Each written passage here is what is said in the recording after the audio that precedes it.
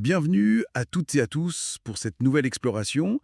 Aujourd'hui, on plonge dans une histoire assez étonnante. Oui, une histoire qui s'est passée au semi-marathon de Genève 2025. Exactement.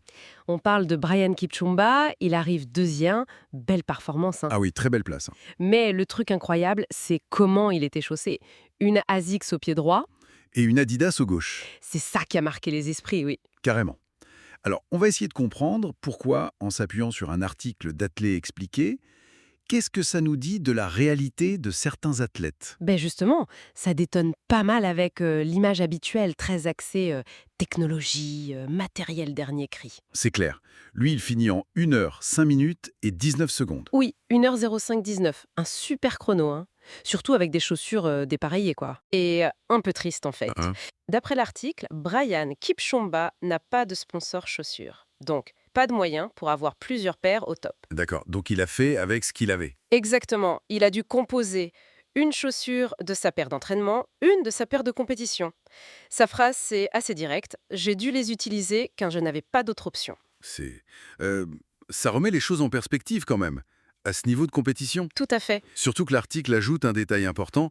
La veille, il avait couru le Grand Prix de Berne. Oui, c'est ça qui est fou aussi, l'enchaînement des courses. 2 courses en 2 jours, sans récup optimale, et avec du matériel, de fortune. Voilà. Et ça, c'est le quotidien pour beaucoup d'athlètes, notamment africains. Ils courent pour gagner leur vie, donc ils enchaînent. Hmm. Et ce semi de Genève, c'était pas une petite course, hein. L'article parle d'un plateau très relevé. Beaucoup de bons coureurs. C'est ça. D'ailleurs, c'est un autre Kenyan, Léonard Kipgenobor, qui gagne. Et chez les femmes, triplé Kenyan aussi. Donc le niveau était là. Mais les conditions matérielles, elles, variaient énormément visiblement. C'est exactement ça. D'un côté, les athlètes sponsorisés, avec les dernières chaussures carbone, tout ça. Oui, celles dont on parle tout le temps. Et de l'autre, des coureurs comme Kipchumba qui doivent bricoler. L'article mentionne même des athlètes qui recousent leurs pointes, qui partagent des chaussures. C'est dingue.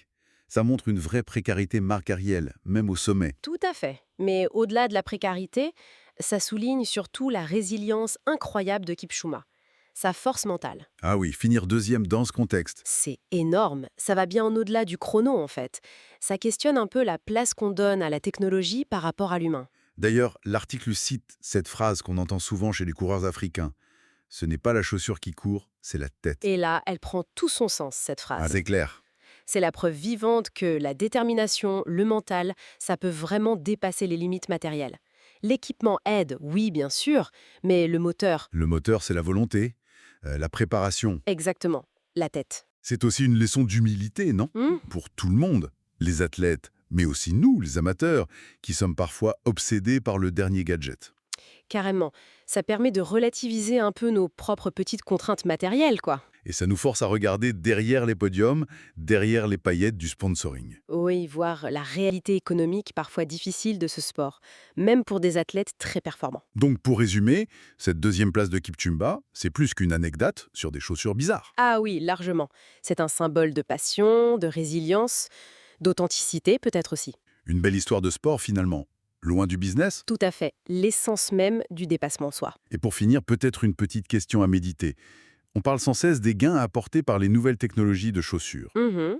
Mais est-ce que l'exploit de Kipchumba ne nous rappelle pas que la vraie source de la performance, c'est peut-être ailleurs, dans la force intérieure, dans la capacité à s'adapter? C'est une excellente question pour conclure, oui. Qu'est-ce qui est vraiment le moteur ultime?